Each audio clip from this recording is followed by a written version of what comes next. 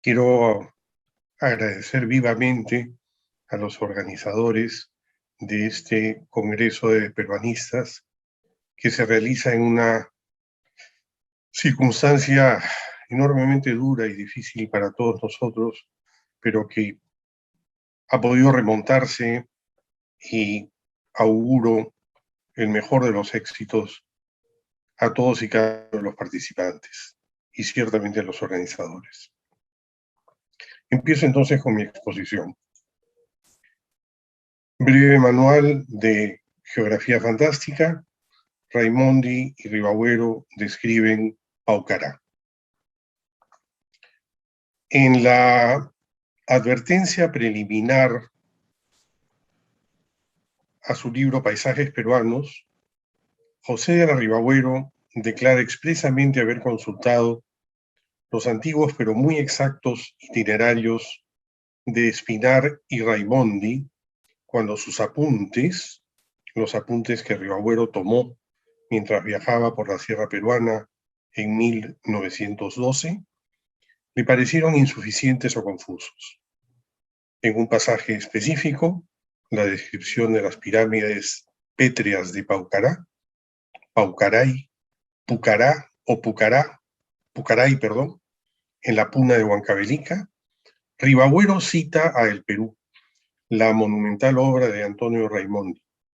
Escribe Ribagüero: Raimondi ha comparado el espectáculo con la gran toldería de un campamento militar. Dice el sabio milanés: las inmediaciones de Paucará llaman la atención del viajero científico de un modo particular.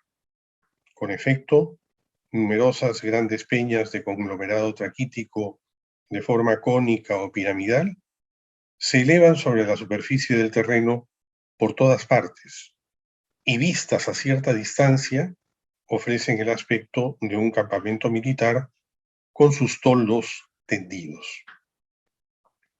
Más abajo, Raimondi amplía la comparación al referirse a otras partes de la geografía peruana. Ejemplos de esta naturaleza tenemos en varios puntos del Perú, y podría decir en todos los lugares donde existe algún depósito de conglomerado traquítico en terreno un poco inclinado. Allí se observa una disposición análoga a la que se presenta en las inmediaciones de Paucará, o formas todavía más caprichosas que simulan torres, fortalezas, antiguos castillos, etc.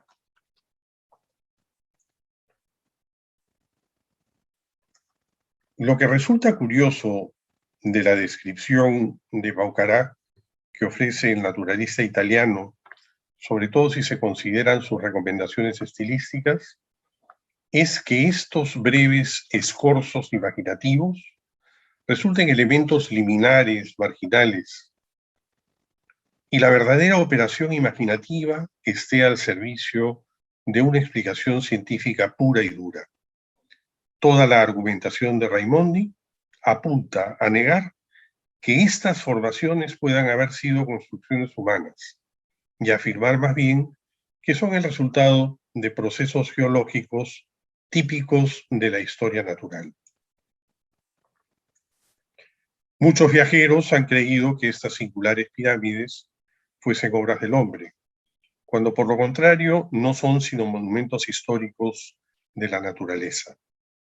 Imagínese que todo este terreno haya estado en otra época cubierto con una espesa capa de conglomerado traquítico hasta la altura que tienen las más elevadas de las citadas masas, y que enseguida el agua de las lluvias haya excavado pequeños surcos en esta roca que ofrece tan poca resistencia a la acción del agua.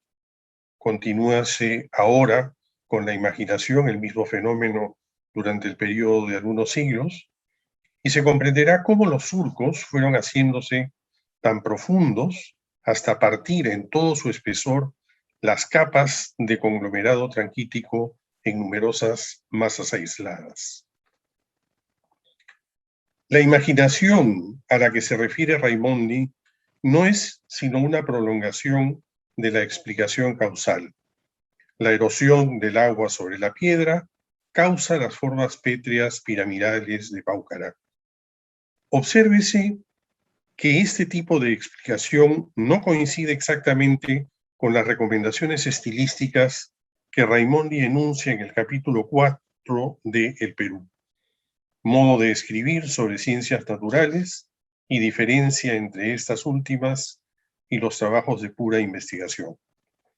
Pues no se comprueba en ella, o se comprueba de manera muy sutil solamente, la aproximación dramática al objeto científico que Ángel Pérez ha descubierto en otros paisajes raimondinos. En las ciencias, dice Raimondi, hay cosas que realmente deben ser escritas con precisión matemática, pero hay otras en las que se puede dejar un poco de vuelo a la imaginación y emplear un lenguaje más animado. Y más abajo, en todo escrito científico, la verdad debe ser el blanco o la meta, y no se debe apartar de ella ni un solo punto. Donde no hay verdad, no hay ciencia. Pero se puede decir la verdad de distintos modos. Se puede decirla de un modo seco y desnudo, y entonces no se fija la atención en ella. Y se puede decirla también de un modo más ameno y que despierte la atención. En este caso, la verdad se graba en la memoria y muchas sirven de aliciente para buscar otras. En síntesis, existe un estilo imaginativo, animado, que busca que el lector fije la atención en las verdades científicas. Pero Raimondi no lo usa en su descripción y en la explicación correspondiente de las pirámides traquíticas de Paucará. Y si bien la explicación raimondina se adscribe al paradigma de la historia natural, como lo hacen las explicaciones de Humboldt, quien sostiene que la descripción de la naturaleza está íntimamente enlazada con la historia natural se entiende y ofrece como uno de sus ejemplos precisamente el de los promontorios traquíticos, la descripción de Raimondi se distingue de las de Humboldt al no considerar la explicación positiva como una especie de espiritualización de la naturaleza, de las fuerzas ocultas que hacen funcionar la naturaleza, aspecto que Mary Louise Pratt señala como esencial en los textos humboldtianos. José de la Ribabuero se extiende no poco en la descripción de Paucará. Prácticamente todo el capítulo 13, Paucaray, sus obeliscos naturales y sus recuerdos históricos de paisajes peruanos, es un texto que abarca este punto. Parte de la comprobación de que las pirámides son formaciones naturales y no creaciones humanas. Sin embargo, sobre el dato natural, actúa la imaginación y el paisaje se humaniza. El viajero llega a la soledad del páramo y lo asaltan percepciones espectrales, tanto acústicas como visuales. Mugía el viento en esas gargantas, una india vieja reunía afanosamente su mísero rebaño lanar. El sol lucía pálido sobre los desnudos pastos amarillos en la extensión eremítica, y los nevados entre las nubes parecían canos y torvos pastores, maléficos hechiceros de la altura. En ese contexto, ya naturalmente mágico y ominoso, aparecen las pirámides. en punas tan glaciales de más de 4.000 metros, dominando los contrafuertes andinos, la naturaleza ha erigido fantásticas y sorprendentes arquitecturas. Enormes peñas, labradas por las lluvias milenarias, ofrecen el aspecto de alcázares derruidos, fortalezas feudales, iglesias y complicados campanarios. Algunas figuran escarpadas atalayas, otras arcos rotos, columnas truncas, solitarios obeliscos y almenadas habitaciones de una ciudad de gigantes. Remata la descripción, en clara continuación temática de los gigantes, apenas presentados, una alusión antropomórfica. En las paredes roquizas hay grandes huecos a manera de monstruosas alacenas, y entre innumerables simulacros y extravagantes dibujos se destacan severos perfiles que remedan monjes con sus capuchas caladas. Sin duda por eso, el anónimo judío portugués, que viajó a principios del siglo XVII, apellidó el lugar, en su jerga semilusitana, los picos de los frades, los picos de los frailes. En nuestra opinión, Ribagüero sigue aquí un subgénero descriptivo al que hemos denominado retablo y que se distingue de otro al que hemos llamado estampa.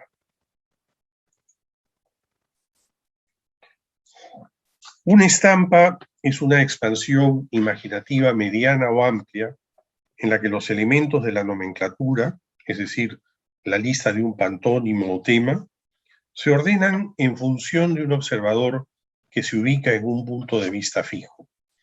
En cambio, un retablo es una expansión imaginativa mediana o amplia en la que los elementos, independientemente de su disposición, se activan de tal manera que se acercan al dinamismo de la narración.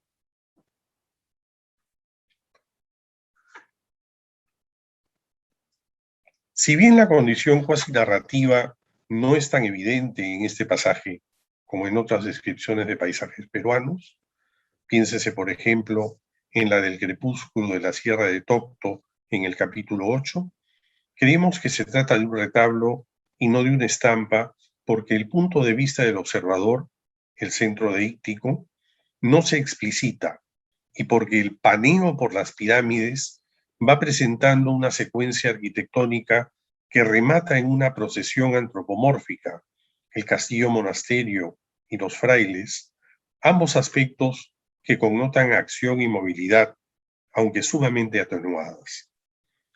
Las alusiones medievalizantes, de gusto modernista o romántico, se condicen con la condición fantástica y legendaria y hasta sobrenatural o fantasmal que Ribagüero quiere asignarle al sitio. Obsérvese que el historiador limeño, desde el inicio, afirma que las formaciones pétreas de Paucaray son obra de la naturaleza, no del hombre, en plena coincidencia con la apreciación de Raimondi. Sin embargo, ello no le impide desplegar en su prosa el amplio vuelo imaginativo antropoplástico al que nos hemos referido. Un recurso al archivo o a la biblioteca, una cita del cronista Pedro de Cieza de León y una disquisición etimológica completan la referencia estricta a las formaciones pétreas de Paucaray. La cita de Cieza trata el espacio como una ciudad o un castillo muy torreado. Cieza mismo relata que durmió una noche en él, calcula sus dimensiones, columbra cuántas personas pueden habitarlo, hasta más de 100 hombres, dice, y hasta cuántos caballos pueden guarecerse en él. La disquisición etimológica apunta al descubrimiento del verdadero carácter del sitio. Ribagüero, en Paisajes peruanos, alude a la explicación etimológica como apoyo descriptivo o recurso retórico. La etimología se convierte así en un argumento más.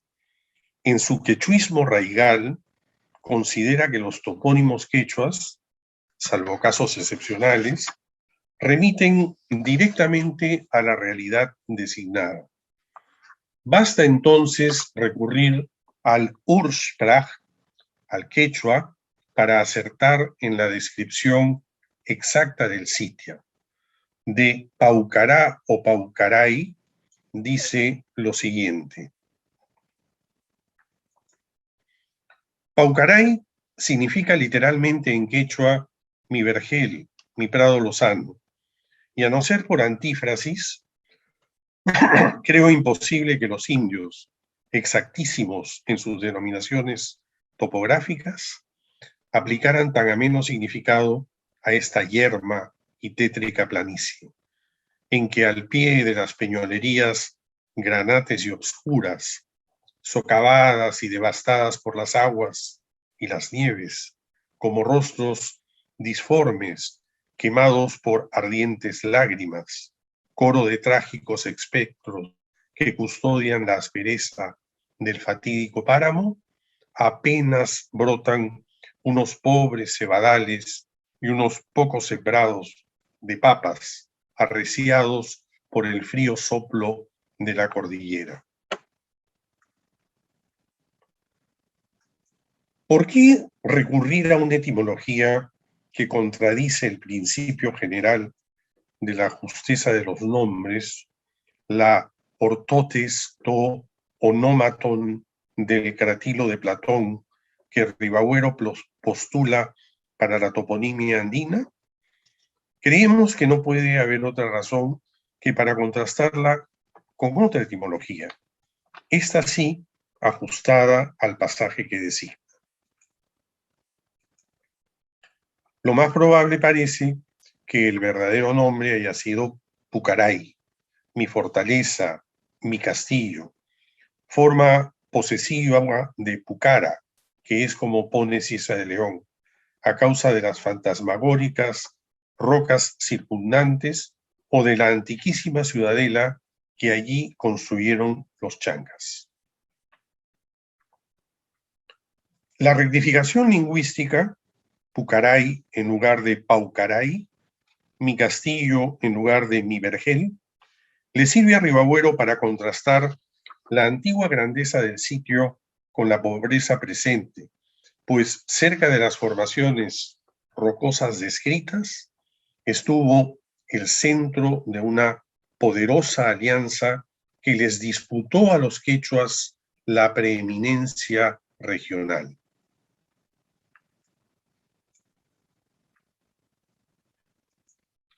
Porque esa aldea, hoy tan desolada y miserable, fue capital de la Confederación de los Changas, Huancas y Pocras, en la época de mayor preponderancia. Allí, el príncipe Uzcuhuilca decidió las hostilidades contra los quechuas. Allí se concentró la última resistencia de los chancas. Ribagüero recurre nuevamente al archivo o a la biblioteca al apoyarse en el prestigio de los antiguos cronistas, Juan de Betanzos, Juan Santa Cruz Pachacuti y Sarmiento de Gamboa.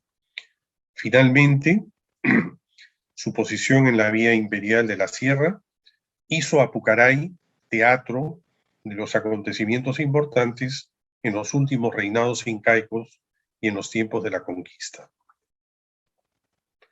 En suma,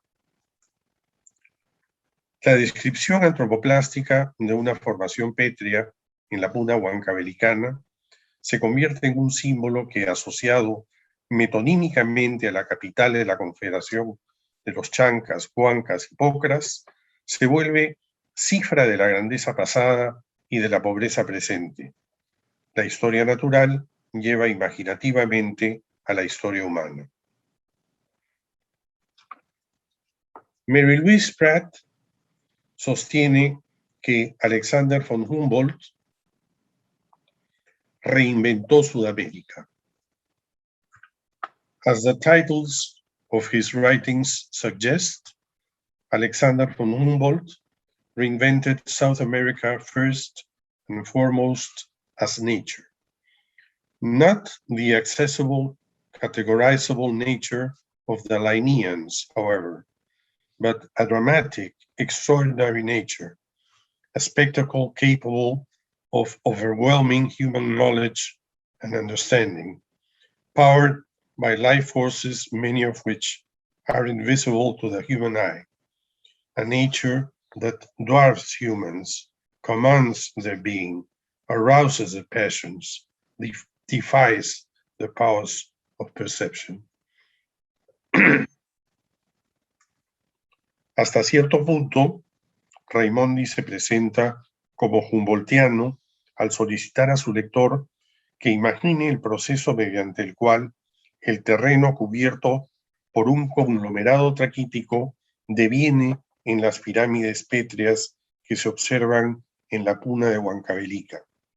Una explicación que remite a una historia natural, aunque positiva y no espiritualizada, como Pratt afirma que es la de Humboldt. Raimondi excluye del paisaje de Paucará al ser humano y a sus obras. Aún más, toda su argumentación apunta, con toda justicia por otro lado, a corregir la impresión de que las formaciones pétreas que allí se observan sean creaciones humanas. Ribagüero, en cambio, sin descartar la explicación de Raimondi, antropomorfiza el paisaje y metonímicamente lo asocia a la historia andina. No es humboldtiano en ese sentido, o no lo es en este pasaje, pues hace que hasta ese páramo poblado de rocas traquíticas que está a una altura de 4.000 metros sobre el nivel del mar en la puna de Huancavelica, cuente una tragedia humana. En ninguna parte de su descripción se observa esa historicity and absence of culture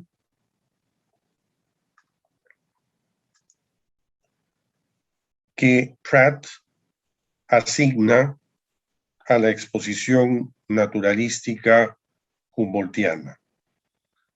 Todo lo contrario. Muchas gracias.